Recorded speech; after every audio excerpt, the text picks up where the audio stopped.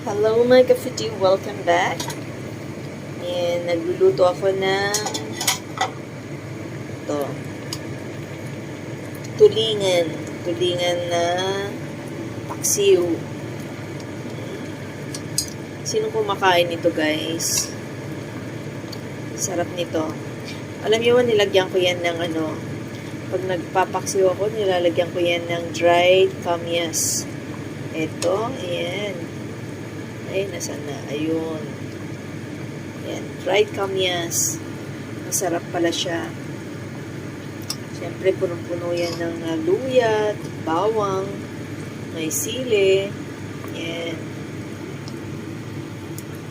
At shout out sa nagbigay ng aking